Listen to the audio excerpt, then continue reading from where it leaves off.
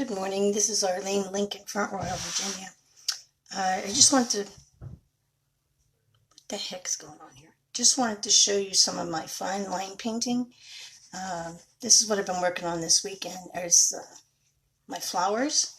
It's painted on with Emico underglazes, and now I'm doing the final detail work on it.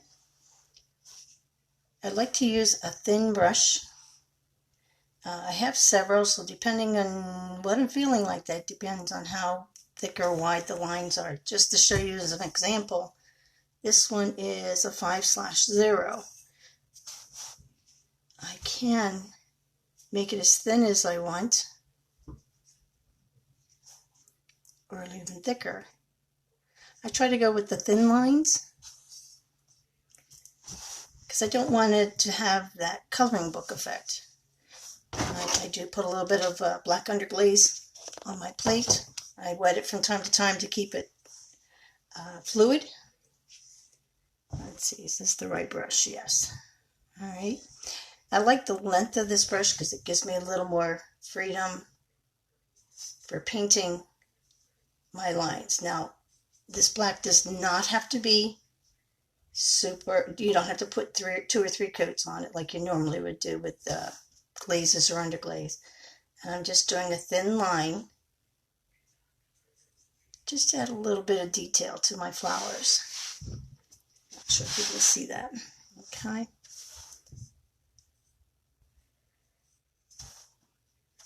And I don't want the lines to be consistent.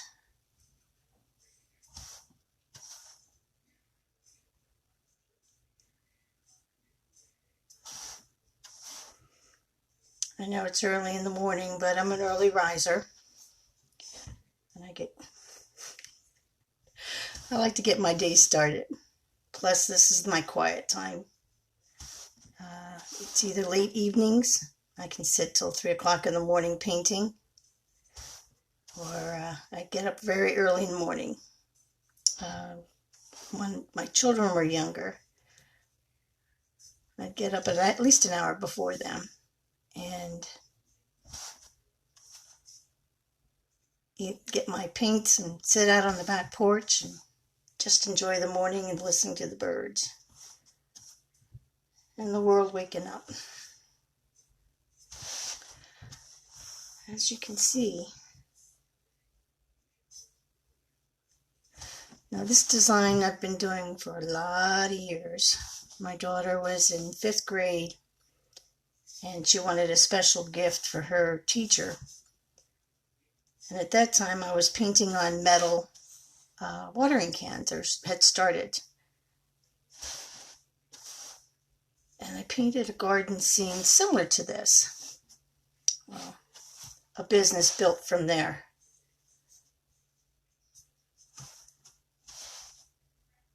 I don't even know how many times I've painted these flowers over the last 20-some years. I did take a break from them for about 5 years. And then one of my potter friends, Barbara Robertson, happened to see the design. She goes, "Oh, you need to paint that on clay." And here I am, 10 years later, still painting these flowers.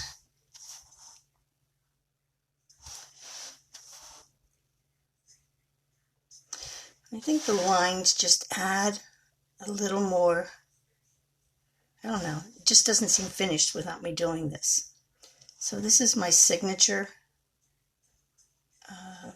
When people see this, they know it's my design.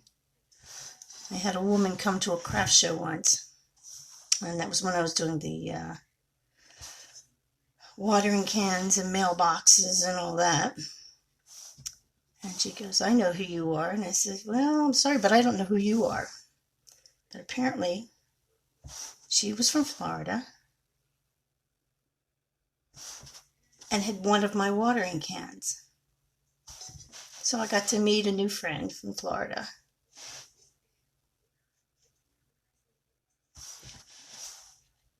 I like doing pottery because making something from clay from beginning to end is so rewarding. is something that I made compared to finding something, like a mailbox or watering can, which I didn't make. Although I probably could take some classes on how to make metal work, but this is my joy. This is what I enjoy doing.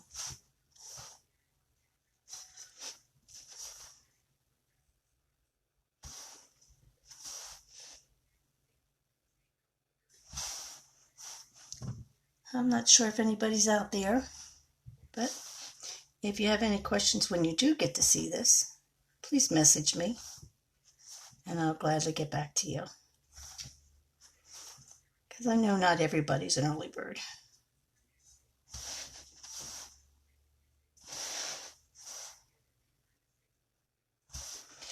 When I find that the brush is starting to drag, I will add a little bit of water to it. It also starts to get thicker when it drags. So I'll add some water to thin out the underglaze a little bit so that it goes a little smoother.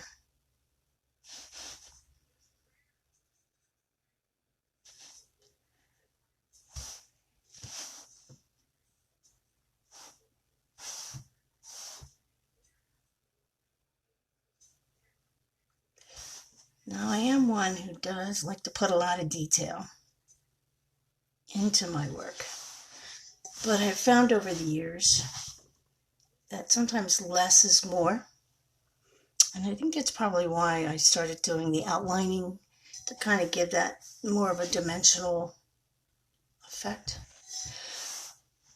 One of the other finishing touches I do with this, now the clay that I'm using is Star White. It's a cone 5/6 out of North Carolina from Starworks Clay.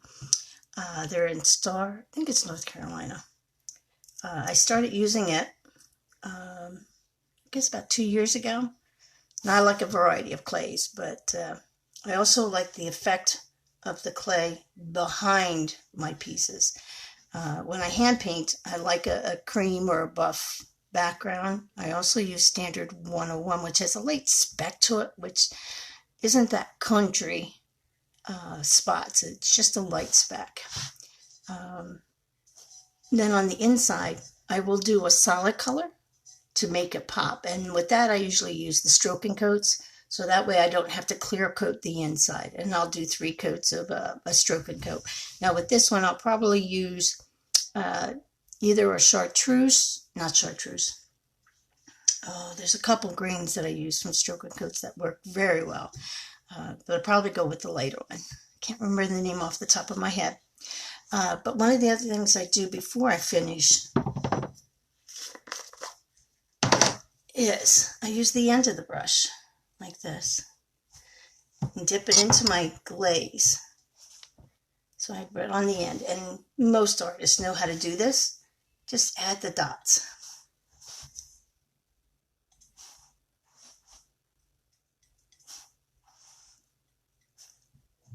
I'm sorry, my computer is down, so I'm not seeing any comments if there's anybody out there.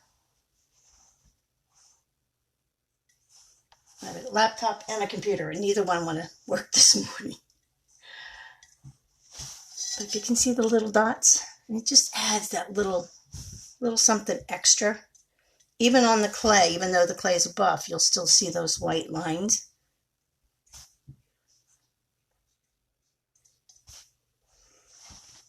And that's how I do my detail work. I see that there are, good morning. As far as the brushes, this one is a Royal 5/0. I don't know if you can see how thin this is. The thinner the better. I do have this one, which is a 10/0. If I can get it into the picture here, somewhere where you can see it. And then I have one. This is a number 1. Where are you at, camera? There we go. So it's something you might want to practice with. Try different ones. And I try to take good care of these thinner brushes. I don't allow anybody to touch my thin brushes because of the amount of detail that I want to put into something.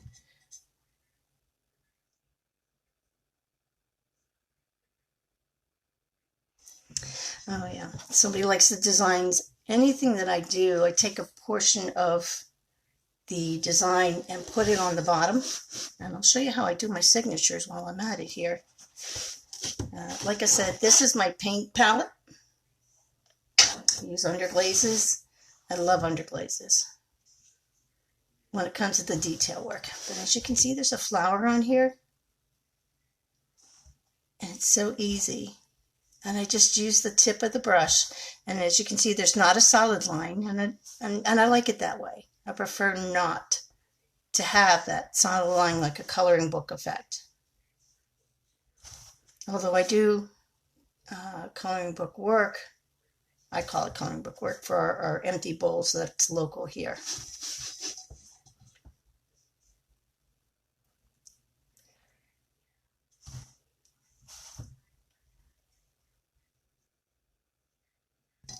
And I do recommend getting good quality liner brushes. The other brushes you can kind of fudge with. But this, if you don't have a good line and it splays on you or whatever, now this will be my name.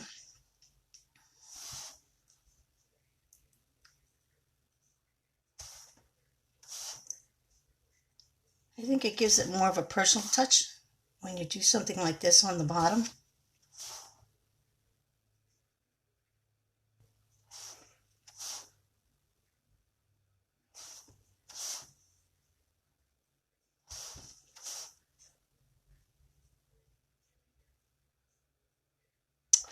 And that's the bottom. All right. Oh, and this is foam. If you have a local ice cream store near you that uses cones, the cones come in big sheets of foam like this, and I cut them down so that I can lay my piece into it without messing it up on the table. So I highly recommend it. We have a local ice cream store here called C&C Frozen Treats. They make their own ice cream. They're awesome. And I just call him up and he brings me a box down whenever I need them. It's good for packing too when you're packing things up. Alright, let's see if I can flip this over. Now this particular pot I went all the way around with my designs. And just be free. You know, like I said, your lines don't have to be perfect.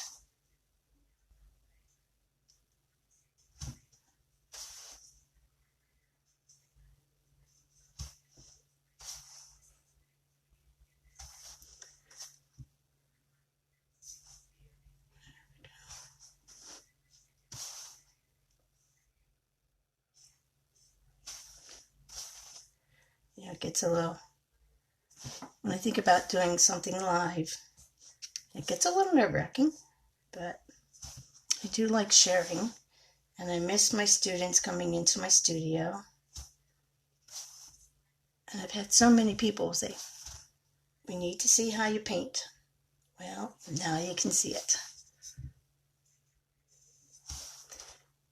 And if you notice, I don't go right on the lines where the color is. I like that free-flowing. There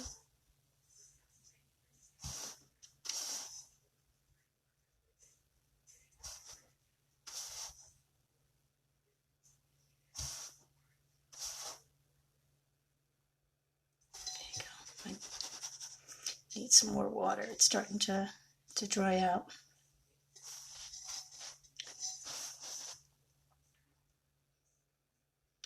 And depending on your brush and how you lay it, I would recommend practicing with the thin brush first. I like the very tip of the brush, but then if I want to add a thicker line, then I'll start using the sides.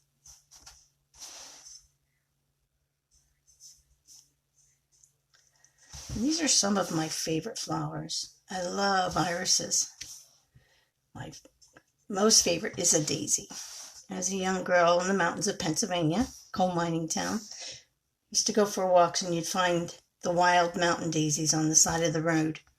And I don't know if you've ever done it, but I think most kids have. You play the he loves me not. This is, And since then, daisies have been my favorite. Even my bouquet from when I got married had daisies in it.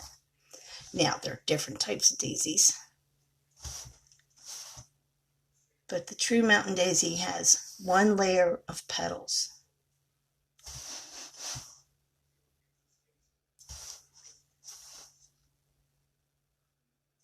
And then you do, he loves me not. And you think of somebody in your mind as you're doing it.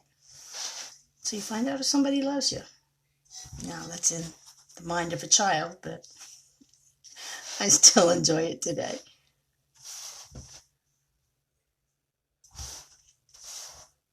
Yep. You have to be careful sometimes when you get too busy. Sometimes a glob will form on the end, and I've done that where I've touched it, and it's like, no. But I do, figured a technique on how to erase those little marks. If I do something I really don't like, I take a wet, stiff brush, clean water. I let the underglaze dry completely, and then I come in with that wet, stiff brush and just slowly wet it, and it pulls it up and off. And I just keep doing that until it's nice and clean again. My kids in my kids' clay club seem to think I'm magical. I can do just about anything. It's funny, my daughter's dating a young man with a little boy, and apparently my daughter told him I can do anything. So they picked up this sign, she can do it, or something to that effect. And I thought, girl, I can't do everything, but I try.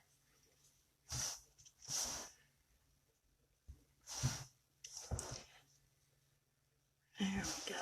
So how's it looking so far? Hi, Ginger. How are you this morning? Kind of reading my phone upside down here.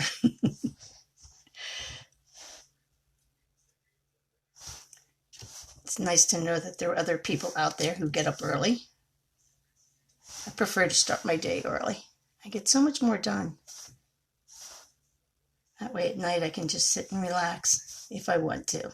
But I do a lot of painting at night too. When my kids were really little, I put them to bed at 9 o'clock. And then I go into I called it the dungeon, my basement. And that's where I would do all my painting all throughout the night until about 2, 3 o'clock. Then I go to bed and get up in the morning at 6 o'clock to get them off for school. My husband works second shift, so I can pretty much create my own schedule. So, what do you think? Yeah. And like I said, if you have any questions or need me to show you some more, I'm more than willing to. Just send me a message through Clay Buddies. This is Arlene Link at Front Royal, Virginia. And this is how you paint the thin lines on my pots. I didn't do the video of the actual painting part of it, but I will do one of those here in the future. But I know a lot of people were asking me about my thin lines. You can also use these type of bottles. They come with the tip on them. And you can use your underglazes in that. And kind of write like a pen. Personally, I prefer the brush. I like the unevenness of the lines, that you can go from thick to thin. And you can do this with this, but you don't have as much control as you do with the brush. Happy Monday. Okay, I'm not sure what time it is now. Oh, 23 minutes.